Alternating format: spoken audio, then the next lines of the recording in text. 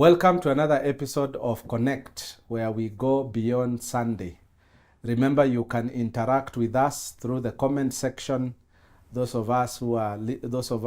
you who are listening to us through Paki Radio, you're welcome to also interact with us. Below is an email address that is provided, and we will be glad to read from you. We started a topic in the last episode on change. Yes. And when you see Madam Winnie in the house, you know it's all about life. Life coaching, yeah. Yes, and we are talking about how we can make our lives better, Yes. living healthier, and one of the greatest ingredients to making that life what it ought to be, we agreed, is change. Yes, to change to be what you want. Yes, and we were told by this Greek philosopher. I think it is important that we attribute that statement to him. He's called Heraclitus. Was a Greek philosopher, and he said that the only constant in life It's change. is change. When you wake up in the morning, the only thing that will remain It's change. is change. We say everything will pass away as we sing. Yes. Yeah. And so we want to move it from theory, if it is the everyday thing, if it is the constant, then how can we embrace it? Yes, and I think last time we pointed and said change is the one that takes us towards possibilities. Yes. It takes us towards being what we need to be. And even for us as Christians, being Christ-like, it means we have to change whatever is not Christ-like in our life, then move towards being Christ-like. What would Jesus do, for example? And that process of moving from what Winnie does to what Jesus would do in my situation is it's called the river of change. And I think that is one we want to address. How do we really move through? I think the right word is through to change. Through to change. Yeah, so that we appear on the other shore where we are more like what we need to be. And I think the challenge for us as Christians especially is that the society needs to see the Christ-likeness. But many of us as Christians struggle. How do we really then transform ourselves towards being what Jesus expects us to be, towards being the light of the world? Because we have to have the light to be the light. But many of us are still struggling with whatever else is. So it's like moving from this shore to the other shore, but there's a process here. And I think that is the process of change. Yeah, and we also sort of identified 2 or 3 kinds of people. People who will say, I saw this coming. And they did nothing about it. And so now they are forced by change To change. to change, or they stay at the place of regret, where there is that the door is saying Closed. it's closed, and they stand there. Or there's no road. Or there is no road, end of the road. End of the road. Yes. Yeah. But we also saw another category of people who come and say, I know I need to do that. I should. I should. In fact, the Actually, word is I should. I should. Yeah. I should do this. Yet really they are not doing anything. But then there are those who are just caught unawares. A change just happens, and it happens to them. Because we have said it's a constant. Yes. You said if you don't change, Change will then change. change will change you. So at some point, change just happens to you. And it hits you hard. It hits you very hard, yes. And you will have lost the pathway to destiny. You will have lost some opportunities along the way. And the possibilities. And then also there is potential that is the saddest bit. that you have sat on and it has not served you. Yes, true. Yet if you are only willing to make that small step. Some adjustment. I am thinking about recently we had our Kenyans who are out there for the World Olympics Championships. Yeah. And there is a lady, actually, I think now she's won about 2 or 3 gold medals and she's broken some record. Yeah. Once upon a time, that lady was a little girl. Yeah. Running, I think, without shoes. 7, 8, 10 Yeah. months, a year old. nobody would have, been able to tell That she was a champion in the making. that there was a champion. And that is what we are talking about, potential. Yeah. So if you don't change, sometimes you sit with your You potential. sit with your potential. So that this champion now, who is really celebrated in our country, had she not learned to make one step, Yes. and then a second one, and then, as you said, even walking is a habit, learning to walk, then with time, Running. learning to run. Now, where I come from, that can be a big challenge. Learning to run. Even saying how to run. And then eventually running. Yes. And today she is a Champion. Yeah. celebrated throughout. And everybody has those potentials. Those are the kind of potentials that we are talking about. When you sit on them, Yes. then the champion in you Gets lost. will never be discovered. You will never discover it. And it's not, and then not only you, because what you need to do with your gifting, remember, it's a gift to you, it is to give it out to the world. So when you don't rise up to what your gifting is, you not only miss it, but the people who would have used it have nothing to use. Yes. So if you would become a doctor, then we miss a doctor. Yeah. So the whole society suffers. And coming now to the day-to-day living, there are many things that will be better if only we change. Yes, if we accepted to change. Marriages Yes. will be better. Workplaces. Families. Workplaces. The toxicity in the workplaces. We like saying the toxic workplace. But toxic workplace is people who've decided to be toxic and they have refused to embrace change. Yes. Yeah. I think even the social media platform, Oh, yes. the social, or rather the internet world would also be better if some people just changed. Yes, embrace change. Because there is potential good that can be accomplished through internet. Yeah, through the whole through space. that entire space, the online space. But then we also realize there is a lot of harm that is being done because people have decided to stick to their old ways. To their old ways and to ways that are not that are counterproductive. Yeah. So change is not just theory. Yeah, in fact, that's what we are saying. The critical thing we are saying, change is a change of behavior. Are you becoming better in every aspect of yourself? And change, even in any small area, is a process.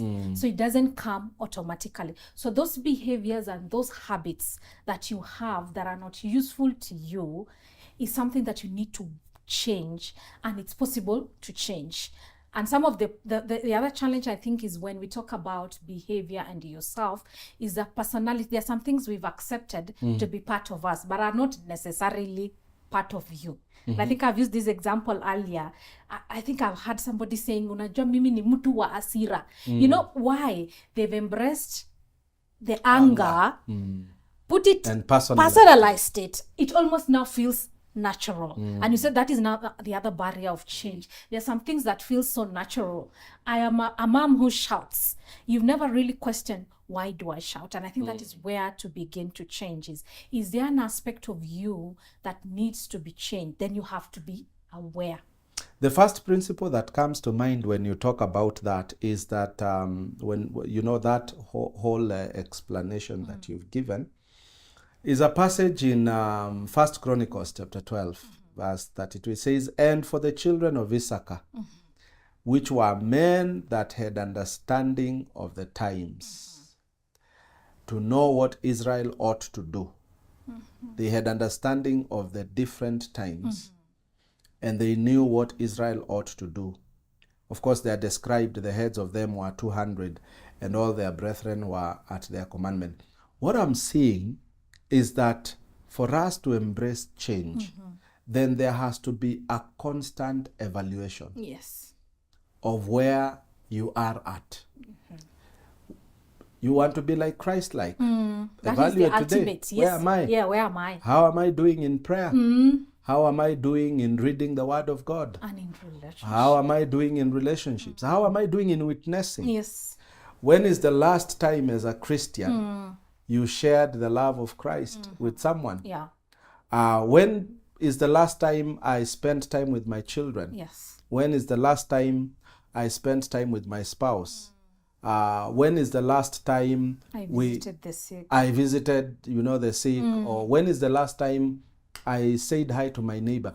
We are talking about the daily living that before you personalize that habit, evaluate it, and see how is it contributing to making your life better. Yes. And I think that's where we talked about the first thing really being that you must identify what are the areas that you need to work on. Then you start now working on it, and don't work on too many things. Let's make it practical, because it's practical. You break it down, work on small things, and you see it's the small things that actually eventually changes you to become a better person. It involves even just visiting maybe your neighbor. And I have not visited mine. I think I'll visit soon. Yeah, because those are the small things. Can I just know who is my neighbor? Can I say hello to my neighbor? Can I be courteous and give way to my neighbors? All those things. So it is the small habits, because after all those things put together is when we evaluate and say, that is surely a man of God. That is actually a Christian. That is somebody who is this and that. So it is the small habits. So we need to accept that change starts with me, and change starts small. In another world, they would call that setting or defining the goal. And many times when we talk about setting, defining goals, it sounds very corporate. And it looks like it is those big things. It looks like it's those big things, theoretical things. But we are breaking it down to say, since change is a constant, you need it in your everyday life. Therefore, it will be important to identify that small thing that needs to change so that it can make you better. It's actually your goal. Yes, it is. Like now I've heard you just set a goal live that you need to visit your neighbor. Yes. It's a goal. I should, but now I think I will. Yes. Yeah. So one of these fine days, hopefully, we will remember with our crew here, we will remember to ask you whether that goal has been met. Yes. Because what you have done is, in this conversation, you have quickly evaluated where are you at as far as your relationship with your neighbor, being a good neighbor is concerned. Yeah. You can choose to leave it the way it is. But I think it is better to really live well with your neighbors. But if you're going then to enhance that relationship with your neighbor, you must then set a goal that I want to visit my neighbor. We have a cup of tea. Yeah. We catch up. Yes. We revive the neighbor. We know who are these neighbors. Yes. That becomes very important. But then you also mentioned that we need to, sometimes it can be a big goal. Yes. Yeah. A big goal. How do we achieve it? Yes, it's still the same way. Break it down. Break it down. So that you don't get discouraged, because we say the worst problem with this century is instant gratification. So we have to accept that goals cannot come as instantly as we would love them to be, because it's a change process, and it is a change of your behavior and your thought patterns and what you do every day. So that is change. Actually, we said change is change of behavior. Yes. So is there any behavior that you need to change? It's doable. You can change. Even a bad habit, even anything like even eating drugs, you have to acknowledge it and start working, and be patient with yourself. You have to unlearn it, because like for drugs and alcohol and all those things, it's just all about the addiction is a habit. You know what? It's a habit. Yes. Yeah, it's a habit. Your body is used to something, a thrill, whatever you get from that drug. I don't know what it is. A certain high. High. Yes. So the body is used to. So for you to come out over it requires change, and it is teaching the body not to get used to the high. So it's a process, and so you have to learn to be patient with yourself. And I think that is very important, because again, you remember we talked about the fears. Said one of the challenge or one of the barrier towards change is fear. I want to introduce another principle that can replace fear. And it's what I'm calling being curious. Instead of being fearful, what can go wrong? Yeah. You start being curious. What can go right? Oh, yeah. You know? And basically you replace that so that there is a mind shift. There is a mind shift. And this will require, constant searching. Yes. Where you open up yourself for new experiences that are positive. Yeah? It doesn't have to go wrong. Yeah, it could go right. It can go right. Yeah. I'm thinking of this young man who wants to get married or who wants to have a partner. Yeah. For that matter. And they are And there is this girl. You see her every Sunday or every Sunday, and you've always been afraid. If I said hi, what if she doesn't say hi back? What if she tells other people I was saying hi? You know, those fear. You will stay unmarried. Yeah. But you can be curious. And see. What if she actually says hi? Yeah. What if she smiles? What if she's just hand in marriage. exactly. It's a possibility after all said and done. Yes. What if she accepts a date? Being positive, being curious about the positive part, the positive side. What if I stopped doing drugs and my life became better? Not my life would break down. I think that would help to overcome that barrier. Yes, what if I made a presentation in the office? Because the fear is, what will people think? What if I don't do? What if you did it and it went well? And it went well. Yes. Yes. Because now if you don't try, the possibility of it ever getting right is that it's not a possibility. You've locked yourself out of the possibility of having the right thing. So as we said, fear shuts you from possibilities and potential and what you can do.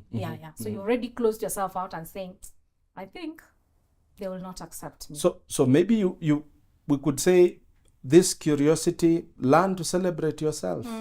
Learn to make that presentation to yourself and clap for yourself. Yeah. And say that was great. Yeah. And then be curious that somebody else will actually see it as a great presentation. Yeah. And I think in the last episode, we also talked about what God is doing. He's doing a new thing. There is always something new for you as a child of God. But are you that open God, enough to yes, receive? that God is not setting you up for failure. If anything, He is placing you at a place of success and at a place of celebration. Once you break them down, so I already know this is what now we have moved from what I should do to what I can do, to what I can do, to what I will do. Let's put you on the spot that you've already identified a goal, and you said you need to visit your neighbor. Again, you have more than one neighbor. Yes. But you have broken it down. I guess you have now a specific house neighbor. I want to walk into. So neighbor family. Yes, neighbor, you need to know. You need to know I will that Madam Winnie is coming. Yeah. The next thing is, then how do you actualize this? You must then develop a plan. Yes. And we just want to put you on the spot that probably this evening you need to ask your neighbor when they can be available. Yes. You introduce the topic, the conversation, by simply saying, hey, neighbor, we haven't talked in a long while. So we'll start by talking. Yes. And asking, can I come? Can I come? Yeah. When will you be available? Meanwhile, you've probably checked your calendar. Yeah. And you have some probable dates I could visit. Neighbor, you can be assured Madam Winnie is coming. Yes. Because we are planning for you here. You know, we are using this as an example just to show how real Ch- change can be actualized in the normal everyday living. living, yes. That's the point. That's the point. And then the other thing now you need to use for any change now, even the big changes, the career change, the whatnot, the moving to another country. Pastor Ambrose has been telling us, prepare to move. Those are huge changes, and those changes that requires change of your behavior. You need still to use, you remember we said last time, biology works against us when we want, because of the comfort and familiar and the feeling of being safe. But you can still use the same biology by now building the new habits that are helping you to change. The same thing. Initially, biology can be bad, but it's the same thing. It's just now like learning to walk. And I think the quick example that I need to say is the hardest thing people fear, one of the greatest fear they actually say, is the fear of public speaking. People fear to speak in public. Yes. And even that is why when some people are told to pray, they panic. So if you're there and you want to learn to start praying in your house group, what do you need to do? You need to build a habit. And you need to start building it slowly by slowly. Maybe you need to start talking to just the person next door. Next to you. You are two of you. You just volunteer yourself. To pray when we are two. At home. In a family gathering where it feels safe, and these people know you. Yeah, volunteer to pray. Yes. And then slowly by slowly you're building a new habit. And you see now your brain starts to accept that it's a doable and a new acceptable behavior. Because if it is something new to the brain, it actually shuts you. That is when you go in front of people, your heart is racing. You're almost feeling like you can collapse because you are lacking oxygen. Why? Because the body is telling you wrong thing. And there's something in your mind called the inner critic. It's telling you, hey, you think you can speak in front of these people? Don't you know the people here have big degrees and you don't have? Or these are college professors and you're not one. There's an inner critic always telling you. But that inner critic, the work is just to point you at danger. It's telling you this is not negative. But now you need to start training even the inner critic that, okay, it's doable. You remember, I did it at home. And yes. It worked well. And it worked. Yeah, I did it in our small group. And now I can do a big presentation. So you can still rewire your brain, but it takes time and patience. So you have to build new habits around the behavior that you need to change. And that brings me to this principle of constant thinking, so that you deliberately think positively, because you can allow thoughts to interfere, to reign. They say that you cannot stop birds from flying over your head, but you can stop them from perching on your head. Not right. Okay. So now these are thoughts. Thoughts. Your mind is made to have thoughts. Yeah, and they say we have some research says we have about 46,000 thoughts. And sadly, they say 90% of the thoughts you have every day are 90% are a repeat of the thoughts you had the previous day. So it's really nothing new. So it is whatever you've been thinking. And in fact, that is how it reinforces even bad behavior, because it's just the same things repeated and repeated. So it's like you have to start teaching yourself new things. And it is strange because the brain even doesn't know. Yeah. So that constant thinking means replacing. Yes. Whatever you had already with something new. Yes. And you have to know the brain will repel. It is something it is not used to. So you have to learn to teach it.